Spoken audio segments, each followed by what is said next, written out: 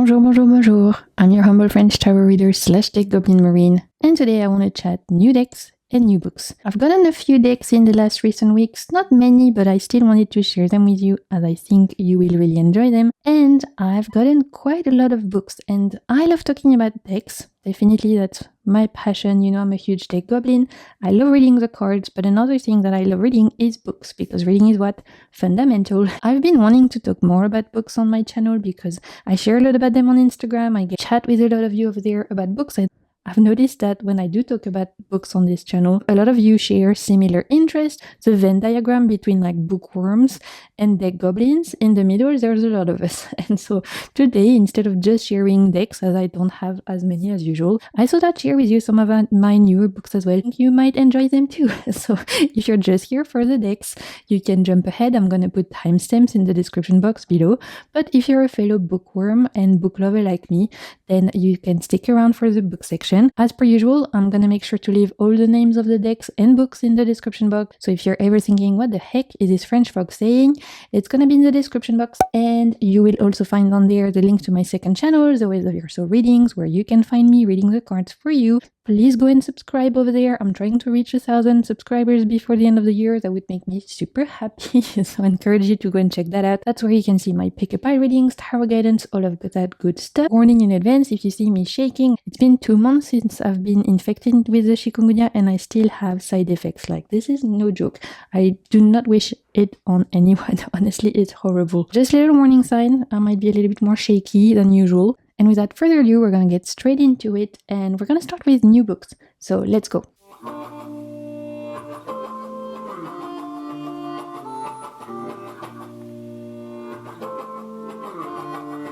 Let's start with pocketbooks, and then we'll move on to like larger format. I've already read more than 60 books since the beginning of the year, so I'm an avid reader. But I also am a deck collector, so I can't be buying all the books that I want to read. So my rule in general is to read all of my English on e-format, because it's very hard for me anyway to get books in English where I live in Reunion Island. And so as a rule to myself, I try and only purchase physical copies of books, either of books that are really special or from French authors, or at least like French speaking, so maybe French Canadian. That way I don't get drowned in books the same way that I get drowned in decks, because, you know, a girl needs to make a choice. I have all the decks, but I can't have all the books in physical copy. If I could, I would have a huge library, you know, like Beauty and the Beast. One side would be decks, one side would be books. I would travel along with my ladder. That would be the dream. However, right now, that's not the case, but a girl can dream. We're gonna start with a dark fantasy from a French author. It's called La Guilde des Ombres by Anna. So this is for all of my French speakers out there.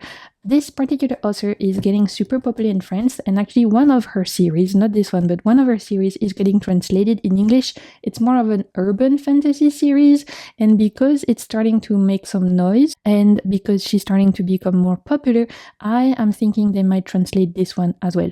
So this is a dark fantasy series. I've not read it yet. There's 6 books. I've got the first 2. From what I understood, it's the story of an assassin girl in training, a human girl being trained to be an assassin. This is supposed to be adventure packed. This is supposed to be dark, right? There's gonna be some violence. I think there's a little bit of smut in the whole series as well. There's 6 books, and literally I've only heard great things. There's dragons, there's assassins. It's by a French female author. I was like, sign me up. I haven't even read the first book yet, but I still want to buy the remaining ones, because I am that girl that even if I haven't read the series and all the books are out, I want them all, because it's like, you know, Pokemon. You gotta get them all. Once you start, you're gonna want to move on to the next and the next and the next. So I'm super excited about this one. And for my French speakers, let me know if you've read it. Again, I've only read great things, but it is dark fantasy, so 18 plus for sure. The second pocket book I bought is this one. You guys know this one as the Size. Yeah, I think that's how you say it. Size series in English. It's by Neil Chesterman. I told you I normally try to only buy physical copies of books from French authors. Otherwise, I read it on ebook format. But sometimes I can't get certain English books on my tablet because, again, of living in Reunion, I don't know, there's like books that just don't want to be sold here. So I had to buy the translated version. I found the first one. This is a YA series. I've actually already read this one and read it straight away. Really enjoyed it. If you guys are not familiar with this story, YA dystopia set in the far future where AI controls everything. And because AI controls everything now, there's no governments. The AI has actually perfected everything. So there's no wars, there's no poverty, there is no lack of food, there's no climate problem because the AI kind of governing the whole of humanity has made sure to fix everyone's problem, and humans have even managed to overcome death, so now humans don't die anymore. The only thing posing a problem is overpopulation, which is why a group of individuals are chosen to be the Thaisdom, and those people are trained for the whole purpose of replicating mortal deaths and to keep population numbers in check. And so the rules are very strict for those people who are Thais and who are going out there to like glean. They glean people, they unalive them. Specific people are trained very specific rules and they follow very strict principles to glean population at random to keep the numbers in check. Thaisdom are supposed to be very wise. They're supposed to kind of be above the rest of humans, following very strict rules. And we follow two young people who are chosen as apprentices to a Thais. And so they are being trained in the secret life of this strange kind of vocation, which is to glean people at random. And as their apprenticeship progresses, they're going to discover that maybe not all Thais are as good and wise as they are thought to be. This is awesome, right? This is dystopia at its finest. Hunger Games is having a revival right now, which I'm all about. I love the Hunger Games. This is also super awesome. It talks about death, obviously, and the meaning of death and the meaning of human life and what we value a human life versus another is really, really good. Like, it doesn't read like YA really. I thought it was very profound and deep. I cannot wait to read the other two. I need to order them, and I'd love to know if you guys have read this one because I think it's quite popular, and if not, I highly, highly encourage it. You can see the whole series there, and I think this is being made into a movie, which will be awesome. The last pocketbook, and then we'll move on to bigger format, which in French is from the series Le Passe-Miroir, is by French female author Christelle Dabos, but this has been translated in English. In English, you will know this series as The Mirror Visitor, and so the first book, which in French we call Pensée de l'hiver, the first book in English for you guys is called A Winter's Promise. There's 4 books in this series, all 4 have been translated from French to English. This is one of the very few French written fantasy that has been translated in English, and it's won so many awards. It's supposed to be awesome, and I've never read it because for so long I was reading a lot of like English fantasy series, and I always was looking for female English fantasy authors, and then I discovered that this was a female French fantasy authors, and I was like, so just from the cover already, I was like, yes, please, I need this in my life. And it's set in this magical atmospheric world with floating cities that you can see here. It follows a particular character, a young girl, who has the ability to read the past of objects. And she gets kind of forced into a marriage that she doesn't want to be part of to a member of a distant clan.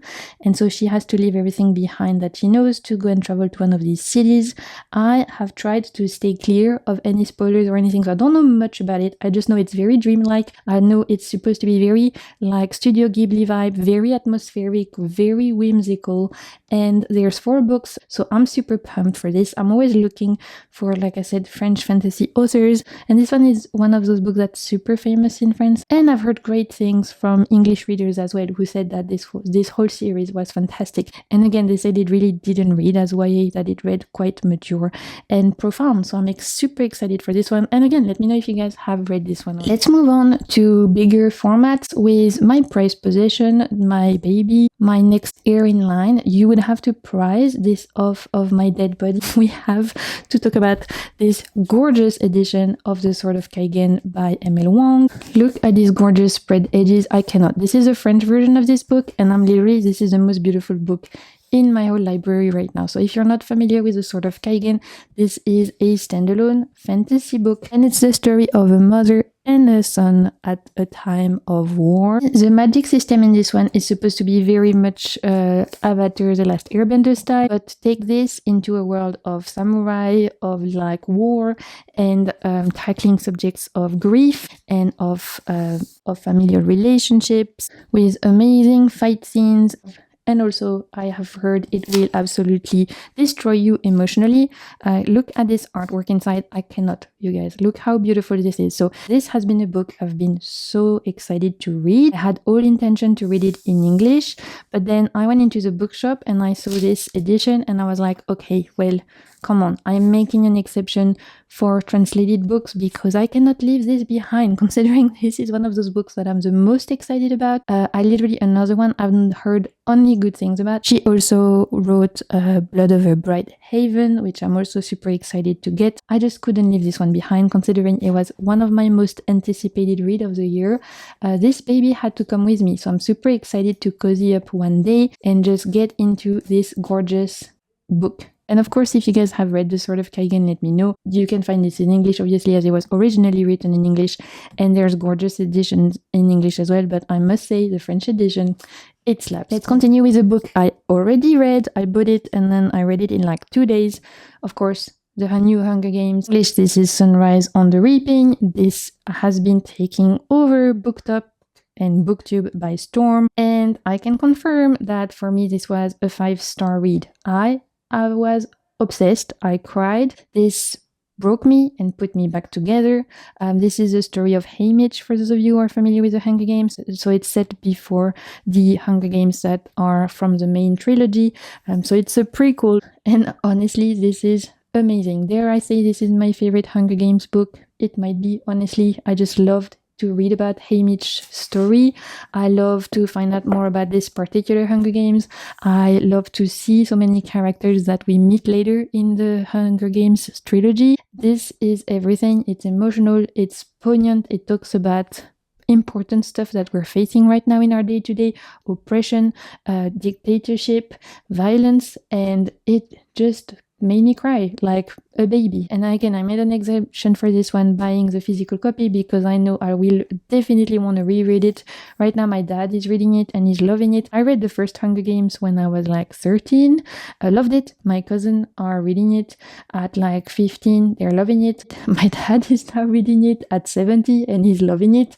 There is no age for the Hunger Games. If you guys are trying to get into dystopia, even though this is supposed to be a YA, read the Hunger Games. This is the best introduction. I literally have not met anyone who's read those books and not enjoyed them. Like, regardless of the age, regardless of their genre that they normally like to read, I've never met anyone who's read the Hunger Games and not enjoyed it, honestly.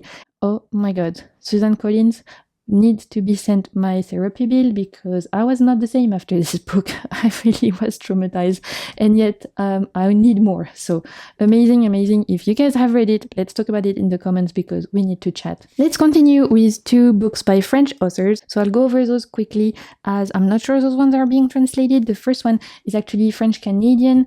She is Neil Pfeiffer, and this is called Les Cités des Poussières, literally the dust cities. This is supposed to be a beautiful book that talks about ecology, climate change, and feminism, but set in a fantasy, beautiful, ethereal, dreamlike world. And this is another one that I've heard only amazing things about. I am super excited. I've not read this one yet. I'm so excited. It's supposed to tackle really, again, interesting subjects like feminism, climate change, but also this beautiful fantasy world. This is a standalone book, so it's a one-shot. Again, French author. I'm so excited. If you guys have read this one, let me know. This is definitely on my TBR pile for June. I cannot wait. The last book I picked up recently in paper format, and you're going to understand straight away why I picked this one up, is this one is by Pierre Grimbert, which is another fantasy French author. It's another fantasy book. This time it's inspired by tarot. So this is called 21 Lames, literally 21 cards. And this is the first book in a saga. The second book, the first one is inspired by death, obviously. The second book, which I haven't gotten yet, but I'm going to order it, is based on the Fool card. And I don't know how many books are planned. I don't know if it's going to be a trilogy or if there's going to be more. But as soon as I saw the cover and I saw it was inspired by the death card, I was like, yeah, I need it. And then I read the back and I was like, oh yeah, this is right up my alley. What if the future of the world was depending only on a tarot card? In the war against the Arcanas, only one chosen one will pick the right card. And so it follows Gabrielle, who is a student. And one night, as she's going to meet her friends, she is attacked by demons until strangers intervene, save her, and ask her to follow her. And those particular strangers, part of the secret order, who are the inheritors of powers that come from tarot. So this is supposed to be super inspired by tarot card, each tarot card being a character or giving powers. I haven't read this one yet, obviously. I don't know exactly what it's about, but just from the back, I was like, yep, coming home with me. I'm picking you up because, come on, a fantasy book inspired by tarot. Hell yeah, I'm all about that life. So that's all the books I've bought physical copies of recently. Let me know if you've read any of them. Let me know if you have any recommendations based on all those books I've read. I'm on book like 66 since the beginning of the year now, and I can't get enough. I love reading. I used to really struggle with brain fog when I got sick. Very much a problem to read, even though I love to read since I was a child. But I've been on new medication now since the start of the year, which has not helped with my chronic pain, but it has helped with my brain fog immensely. So I'm back into enjoying reading now. I can actually retain information. I can actually focus again. And it's wonderful and I'm really enjoying it. And I will actually be doing a video because I asked you on Instagram if you were up for it. And I had like 100 of people saying yes. In the poll I posted, I asked if you wanted a video about all the recent books I enjoyed. Because again, the last couple of months, I've not used as many decks as I normally do because my hands have been really painful, but I've read a ton because I was bedbound a lot. So I'm going to be making a video very, very soon, sharing with you my favorite reads of the recent couple of months. And I'll even like add tarot decks or oracle decks that match those particular books. So it's a whole vibe. There'll be cozy fantasy, sci-fi, dystopia, tarot books. There's going to be a bit of everything as I've been reading a bit of everything. So I'm super excited to film that very soon. And I hope you will enjoy it as well. As like I said, I really want to start talking more about books on the channel. It's something I really love, and I see something I know a lot of you enjoy too. So we can continue sharing our passion for reading both the cards and pages. Okay, so without further ado, let's talk about decks. Let's start with my most recent deck, as this literally arrived this morning. So I'm so pumped. I couldn't wait to share it with you guys. It was sent to me by one of the most amazing tarot creators on this earth, Yena from Soul Shadow Tarot. I love Yena, you know that. She's one of my favorite content creators. She is one of my favorite tarot author, tarot teacher, tarot creator. I love her decks. I've got quite a few of them. She's so creative, so inspiring, and on top of that, she's super nice. She's just an amazing combo in my opinion. So this year she created the Magical Arcana, which is all inspired by our favorite 80s and 90s animes like Sailor Moon and all of those you're gonna see. So freaking cute. And so she created this one this year. Super kindly sent me a copy of her deck, which as soon as I saw some images, I was like, gagged. Okay, this is a tarot of my childhood dream. My little inner child is squealing. And because I received this morning, I had to share it with you guys. So I think there's gonna be some copies in Salon des Arcanes. I don't know how many copies are being left or anything like that. So check out maybe Salon des Arcanes to see if there's any copies left. As you can see, this is inspired by animes that we love and adore. Oh my god, look at this strange card. I cannot. This was created with the help of AI, and Gina has just done an amazing job. I literally love all of her decks. Like, there's not one deck that she's created that is not great. And this one is just everything my little inner Marine, my little inner 10-year-old would want. Honestly, when I opened the parcel, I was squealing, you guys. Like, I scared my dogs because I was just so excited and so happy. So if you are watching, Yena, thank you so much again for sending this my way. I love it so much. It's amazing. You've done such a beautiful job. I cannot wait to read with this. I'm so pumped. This is why I wanted to film the video for you guys, because I was like, okay, we are showing it, but then it's going straight into my hands. It's getting shuffled and we are using these baby. All the vibes are perfect. The choices are perfect. Look at this 5 of Pentacles. I cannot. I'm in love. I'm so in love. I'm way too excited about this, you guys. Yeah, so if you're watching, Yena, thank you so much. I can't. Oh my god. See, I just can't. I get like this. This is too much. This is too much. This is too cute. And this is my dream 10-year-old self deck, honestly.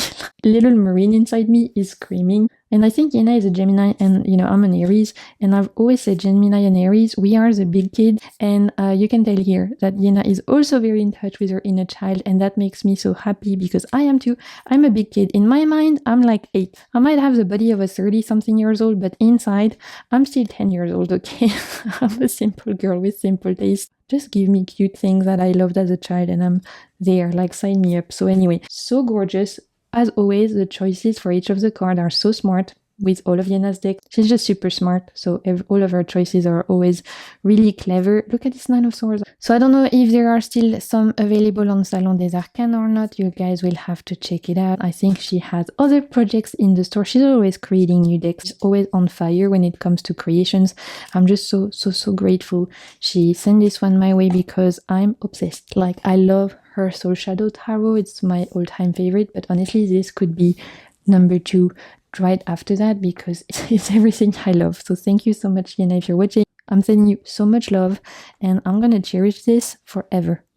Let's talk about an indie deck that I purchased ages ago, and it took a really long time to arrive. And again, I received this one this morning because I hadn't received post in ages, and then a few stuff arrived at once. I think it's because there's been so many bank holidays in May that my post was a little bit delayed, but things are starting to arrive now, so it might be that even soon I'm doing another deck haul as I'm waiting on a few Kickstarter, and I bet you they're gonna all arrive at once. It's always the way. I get no post for a month and a half, and then I get drowned in parcels and then nothing again for 2 months. That is the joy of living on a tropical island, but you know what, I don't mind. So this, like I said, is nature-based, as the name suggests, and this is one I had wanted for a really long time. It's been out since, when was this first released? I think maybe 2019 or 2020. It's been out for, I'd say, a few years, not old, but it's not recent. I've seen it around, and again, I've not read with this. It's still in order, but as you can see, it's animal based. The one thing I don't like, the spider. You guys know I'm not a huge spider fan, but because it's purple, it's not too bad, okay? It doesn't look like the spiders we get in Reunion, so that's okay. As long as they're not like hairy and brown like the one we get here, I can handle them. But as the name suggests, it's based on the Pacific Northwest ecosystem, which is literally the other side of the world to me, where I live in Reunion Island, which is a tropical island in the Indian Ocean next to Mauritius, so couldn't be further away from where I live.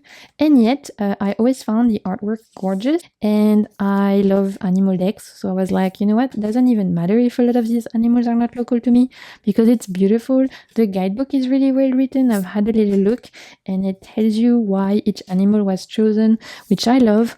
And there's whales, so I can't be held responsible when there's a whale on my tarot card. I'm just like, add to cart, okay?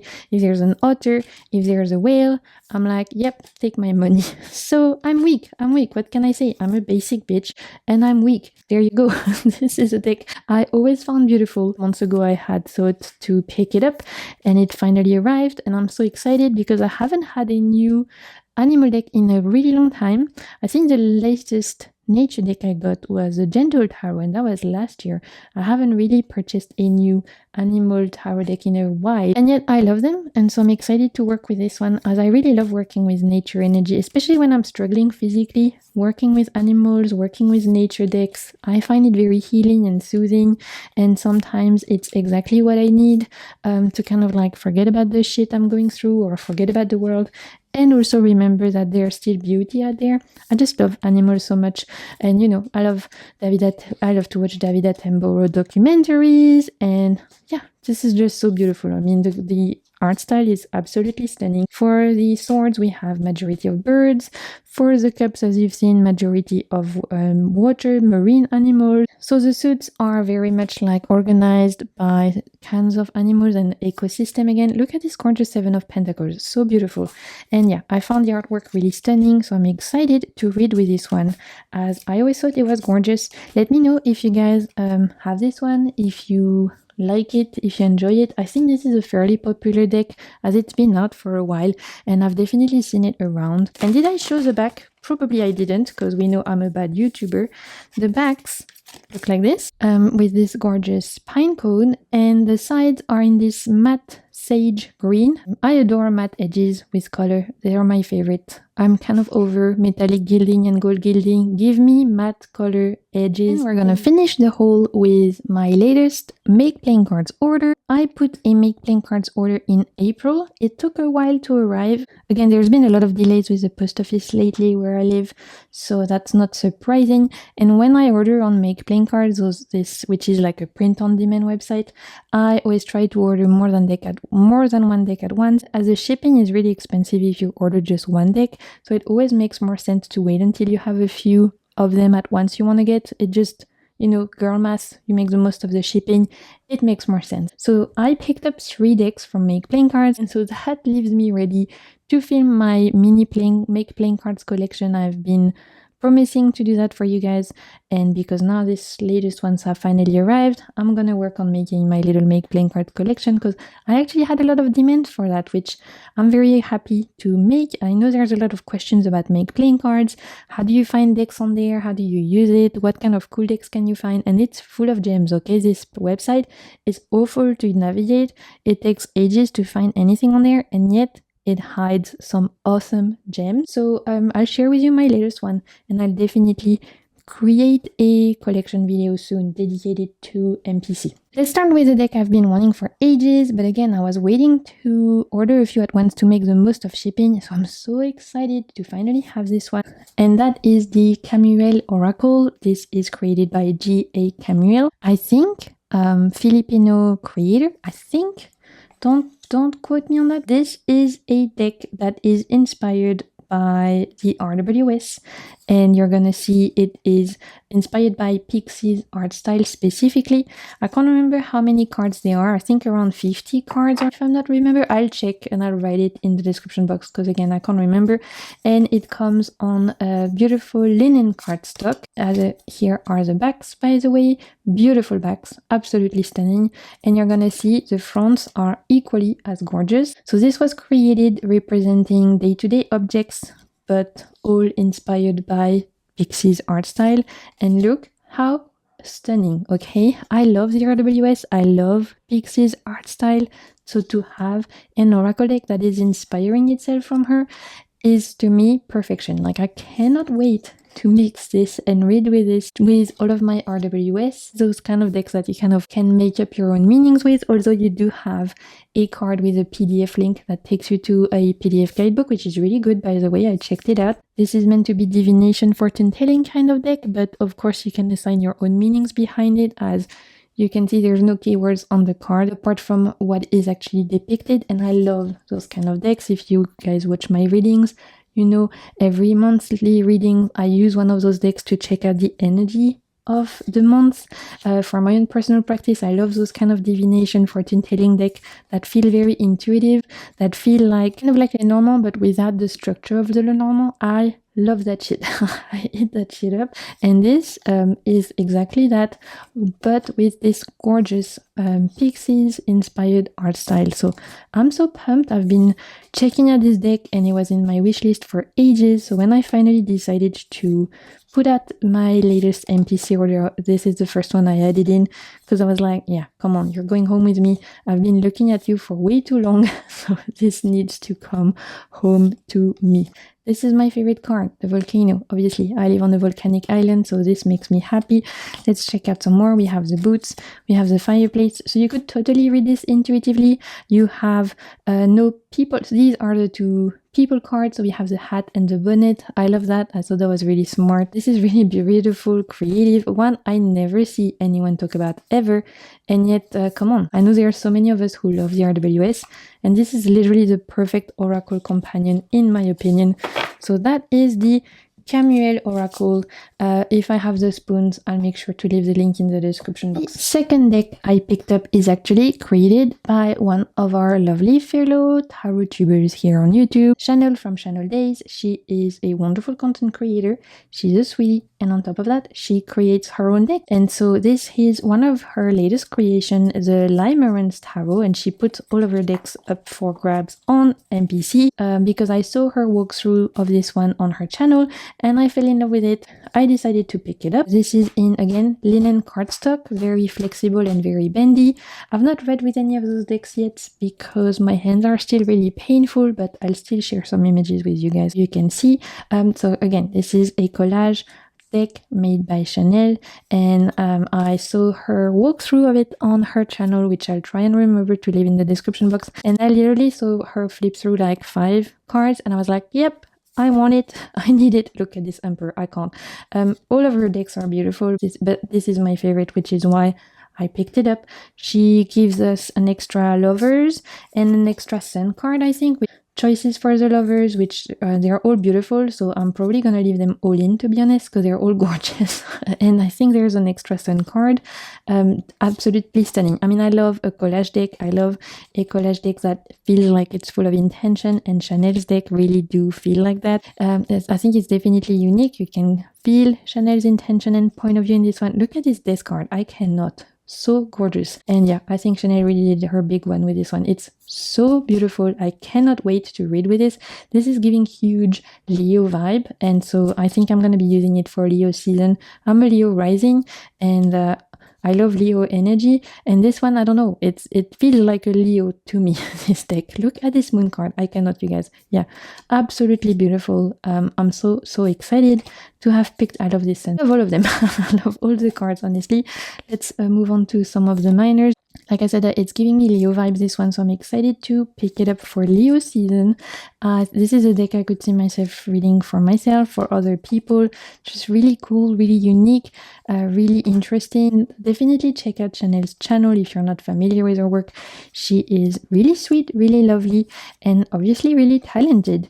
So I'm so pumped for this one. Look at the 6 of Wands. I love it. It's just really gorgeous. I love the mix between the bright colors and the older art style.